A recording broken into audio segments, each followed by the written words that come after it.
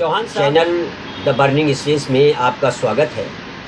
आज मैं एक सवाल आपके पास ये लेकर आया हूँ कि 1947 से बल्कि उससे पहले से इस देश में मुसलमान है और 1947 के बाद में बंटवारे के बाद में भी यहाँ रहा, लेकिन तब से आज तक मुसलमान पिछड़ा क्यों रहा और ये कट्टरवाद जो फैल रहा है, इस बात पर आप कुछ प्रकाश डालेंगे? क्या कहना चाहते हैं? देखिएगा, पहले तो मैं एक बात बताता हूँ कि सन 47 के बाद में जब देश का बंटवारा हुआ, ये बंटवारा ही नहीं होना चाहिए जी। मैं उस बंटवारे के पक्ष में हूँ जी, क्योंकि हिंदुस्तान एक था और आज भी मैं कहता हूँ एक बने तो बहुत अच्छी बात है जी।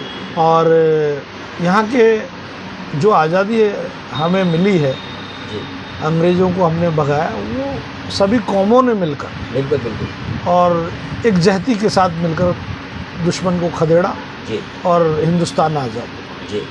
अब जिन लोगों ने इसका बंटवारा किया, उनकी मंशा क्या थी जी, क्या नहीं थी, लेकिन मैं एक बात कहता हूँ कि इस सरजमी से जो मोहब्बत करता था जी, मुसलमान जी, जब देश के जी, बड़े नेताओं ने कहा कि जिसको जाना है जाइएगा, जिसको रहना है रह जाइएगा, तो उन लोगों को बड़ी खुशी हुई, क्योंकि जिस आदमी ने यहाँ अपनी भूमि में जन्म लिया है वो उसको छोड़ना नहीं चाहता था, तो वो यहीं रहे, क्योंकि उनको अपनी कर्म भूमि, जन्म भूमि, इससे मोहब्बत थी जी। उनके पास चॉइस थी जी, वो पाकिस्तान जा सकते थे जी, लेकिन उन्होंने कहा नहीं, ये हमारा मुल्क है, हमारे ये हिंदू भाई हैं, हम साथ में रहते हैं। बहुत सारे हिंदुओं ने भी उस वक्त, पड़ोसियों ने कहा नहीं मत जाओ, आप यहीं रहिएगा। जब कह दिया तो उस वक्त लोग नहीं गए थे। इतना प्रगाढ़ और घनिष्ठ मोहब्बत और खुलूस था। उस सन 47 के बाद में भी जब शादी ब्याह आपस में होते थे, यानी कि अगर मुसलमान की शादी है और गणेश भाई भात में कपड़े वपड़े भी देते थे, बिटिया को विदाई में सोने चांदी के भी पाजिब देते थे, मुसलमान भी हिंदू भाइयों की बहन बेटियों को कपड़े लत्ते देता था, तो एक वो आज भी बरकरार है। अभी आप जो कट्टरतावाद की बात कह रहे हैं, ये कुछ लोग हैं जो अपने आप को कम समय में पॉपुलर करना चाहते हैं जी।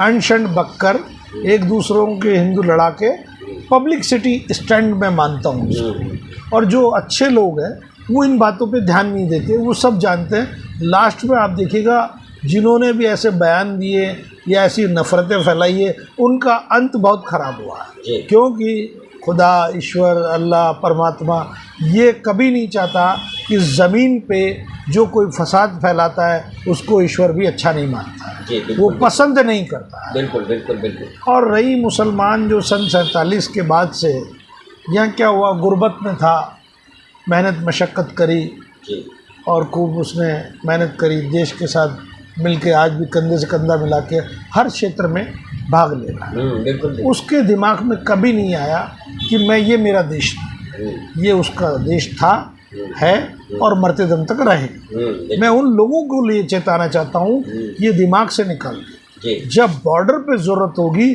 तो मुसलमान पहले जाएगा जी। देश के लिए अपनी जान कुर्बान कल भी करने के लिए तैयार था, आज भी और जब तक रहेगा तैयार रहेगा जी। और रही मुसलमानों के पिछड़ेपन की बात, तो मेरे भाई क्या था कि हमारे जो रहबर थे उस ज़माने में, तो उन्होंने हमारा कॉन्स्टिट्यूशन आर्टिकल 350 के अंदर ये कह रहा है, अल्पसंख्यकों को उनकी मातृभाषा में निःशुल्क शिक्षा देने का प्रावधान, ये हमारा कॉन्स्टिट्यूशन था। अब क्या था कि हमारे जो रहबर थे, जो मुसलमानों के अपने आप को लीडर समझते थे, मसीहा समझते थे, उन्होंने मुसलमानों को सही गाइडलाइन दी। उन्होंने वही जोशीले भाषण, जोशीले तकरीरें और जोशीले नारों में ही समेट के रखा। और जो मुसलमानों को कुरान दी गई, नबी करीम सल्लल्लाहु अलैहि वसल्लम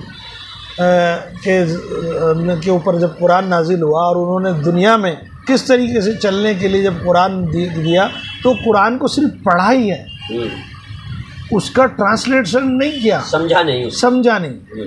अब सरकार ने भी इसके अंदर दो था कि उनकी मदर टंग उर्दू पकड़ ली, जबकि मैं कह रहा हूँ मुसलमानों की वो भाषा सिखानी चाहिए थी जिससे उसका मुस्तकबिल बन सके, रोजी रोजगार भी मिल सके। कुरान तो पढ़ रहा है लेकिन वो ट्रांसलेट सहित नहीं बन रहा। उससे क्या है कि कोई भी आदमी इसका ट्रांसलेशन गलत करके और उसका दिमाग खराब कर देता है। तो इसलिए मैं कहता हूँ उर्दू को ट्रांसलेट सहित मदरसों में पढ़ाना चाहिए, क्योंकि कुरान हर आदमी पढ़ता है, नो डाउट। अरबी की गिनती नहीं आती, खमसा किसको कहते हैं, सित्ता किसको कहते हैं, वाहिद जिसको हम एक कहेंगे उसको अरबी में एक कहेंगे, खमसिन 5 को कहेंगे तो आता ही नहीं है उसको। तो आज देखिएगा NCPL के अंदर भी 3 साल का कोर्स होता है। मैं कहता हूँ जो सरकार पढ़वाने के लिए कह रही है तो क्यों नहीं इसको मदरसों से में ही ट्रांसलेट सहित लागू किया जाए, जिससे क्या है कि वो पढ़ भी लेगा और उसमें दुर्भावना पैदा नहीं होगी। और अगर अरबी सीख जाएगा और इंग्लिश भी सीख जाएगा, दुनियावी का भी डॉक्टर बन गया तो विदेश में नौकरी कर लेगा। और उससे क्या होगा कि हिंदुस्तान के अंदर टूरिज़्म को बढ़ावा मिलेगा, दुभाषीय पैदा होंगे और मिडिल ईस्ट से हमारा और भी रिलेशन प्रगाढ़ होगा, व्यावसायिक भी, सांस्कृतिक भी और रोज़गार के नए आयाम पैदा होंगे। आज देखिएगा मोदी जी भी जा रहे हैं, मिडिल ईस्ट से बात कर रहे हैं। आज अगर गल्फ़ के अगर 20 आदमी टूरिस्ट मार्केट में आ जाएं तो कोई मुसलमान भी अरबी नहीं में उनसे बात नहीं कर सकता। तो उससे क्या होता है कि कुछ लोगों ने ऐसा समझ लिया जैसा कह दो उनको वैसी वो बात मान लेते हैं। असल कुरान क्या कह रहा है वो एक तो उससे दूर हट गए, खाली उठा रट्टे मार लेते। माफ़ करना, देखिएगा सिर्फ रट्टे मारने हैं, उसका तर्जुमा नहीं जानते। मैं साफ कह रहा हूँ बेबाक। और मैं कहता हूँ कि जिस तरीके से Italian, French as a language की दृष्टि से इसको देखें और अरबी अगर वाकई में अगर इनका कोई भी पार्टी सही मायने में मुसलमानों के साथ सभी का मुस्तकबिल बनाना चाहती है तो अरबी को ट्रांसलेट सहित इनको पढ़ाओ, जो रोज़गार में लगे, कट्टरतावाद की तरफ न जाए। बिल्कुल, क्योंकि भाईचारा जब भी बढ़ेगा। आज देखिएगा केरल में आप चले जाइए, केरल में मदरसों में अरबी ट्रांसलेट सहित पढ़ाई जाती है और इंग्लिश भी पढ़ते हैं। वहाँ के अधिकतर नर्स, डॉक्टर, इंजीनियर बाहर के देशों में कमा रहे हैं और फॉरेन से विदेशी मुद्रा आती है तो हमारा विदेशी मुद्रा कोष भी बढ़ता है। और यहाँ आप सीकर, बीकानेर, झुंझुनू इधर के लोग अरब कंट्रियों में नौकरी के लिए जाते हैं, चले तो जाते हैं लेकिन वहाँ भाषा की प्रॉब्लम से उनको बड़ी परेशानी होती है। यहाँ से तो ले जाते हैं कारपेंटर के लिए, वहाँ फिर ऊँट चरवाते हैं। आपने कई बार वीडियो देखे होंगे कि बहुत परेशानी होती है क्योंकि वो अरबी जानते ही नहीं बेचारे। सही बात, वो कुरान पढ़ना जानते हैं, वो कुरान तक ही महदूद रहे। एज ए भाषा न बोलने वाली बताई न लिखने वाली बताई। सही। अब देखिएगा यहाँ बहुत सारे मेरे सिंधी भाई हैं जो दुबई में काम करते हैं, सोने का आज बहुत बड़ा काम करते हैं दुबई में सिंधी। अच्छा। सिंधी हमारे कौर नगर में भी हैं, जयपुर में बहुत सारे लोग सब दुबई में करते हैं और अच्छा कारोबार करते हैं जी। तो समय के हिसाब से उन्होंने परिवर्तन लाए।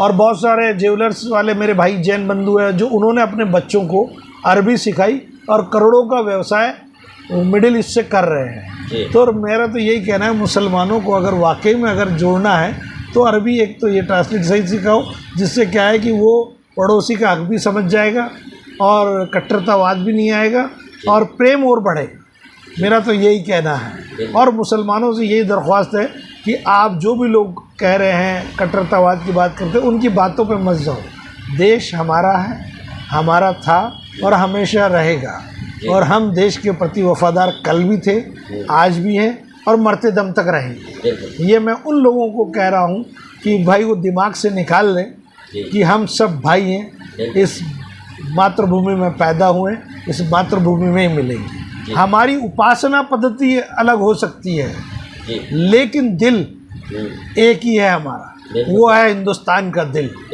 जो दिल आप में धड़क रहा है हिंदुस्तान का, वो हमारे भी दिलों में दिल भड़क रहा है हिंदुस्तान में। तो ये लिहाजा निकाल दें दिमाग से कि कोई सिरफिरा, कोई मति भ्रष्ट वाला, कोई 1-2% आदमी मैं कह सकता हूँ ऐसा होगा जो मुसलमानों के नाम के ऊपर धब्बा है। इस्लाम में कतई नफ़रत फैलाने की इजाज़त नहीं है। वो जब नबी करीम सल्लल्लाहु अलैहि वसल्लम ने कचरे फेंकने वाली बुढ़िया की जब बीमार हो गई थी, उनकी अयादत के लिए बेमिजाज पुरसी के लिए गए। तो हर चीज़ के अंदर अगर आप देखेंगे तो मोहब्बत और खुलूस ही नज़र आएगी। बिल्कुल बिल्कुल। अच्छा, ये जो उदयपुर वाला कांड हुआ है, कन्हैया कुमार की जो सर कलम किया है उन लोगों ने, वो सुना है कि बीजेपी के लोग थे और बीजेपी में कार्यकर्ता थे, उन्होंने ऐसा किया, तो ये कैसे हो सकता है और आप इस पे क्या रोशनी डालेंगे? देखिएगा, मैंने भी जानकारी ली थी। दरअसल वो चुनाव के दौर का वो फ़ोटो जो वायरल हुआ था, वो शायद 14 या 18 के लगभग के चुनाव, जब भी हुआ 18 में हुए थे, कब हुए थे ये मेरे को पूरी जानकारी, लेकिन वो चुनाव का है। मैंने वहाँ के कार्यकर्ताओं से पूछा था, तो उस वक्त देखिएगा कोई भी आदमी आता है, कोई बड़ा आदमी आता है, नेता आता है, कोई, मैं भी गया तो भाई मैं भी ज्वाइन होना चाहता हूँ या मैं भी आना चाहता हूँ, आके अगर किसी मिनिस्टर के साथ फ़ोटो खिंचा लेता है। अब उसके मन में क्या चल रहा है कि वो तो अपन जानते नहीं, और जो भी आता है उसके लिए दरवाजे खुले हैं, मोस्ट वेलकम। अब कोई आदमी आ गए, आप मेरे पास आ गए, आपके माथे पे क्या लिखा हुआ है मेरे को भी पता नहीं, सही ना आप मेरे माथे पे जानते क्या लिखा हुआ है। लेकिन मैं कह रहा हूँ जो उसने किया है बिल्कुल गलत किया है, मैं उसके ख़िलाफ़ हूँ। क्या पूरा मुसलमान ख़िलाफ़ है, उसको सख्त से सख्त सज़ा दी जाए और फास्ट ट्रैक के अंदर उसका मुकदमा चलाया जाए, और इस तरह के कोई भी जघन्य जो अपराध हैं, चाहे वो किसी के भी साथ, उन सब के साथ में एक ही सलूक करना चाहिए, और जिससे क्या है कि समाज में एक मैसेज जाए। और मैं उसकी जो कत्ल किया है कन्हैया कुमार के लिए, उसके परिवार के लिए संवेदना प्रकट करता हूँ, और मैं ये कहता हूँ कि जालिमों को वो जालिम मुसलमान ही नहीं, क्योंकि मुसलमान नफ़रत कत्ल की कोई भी इजाज़त नहीं देता है, चाहे किसी भी धर्म का हो, किसी भी संप्रदाय का।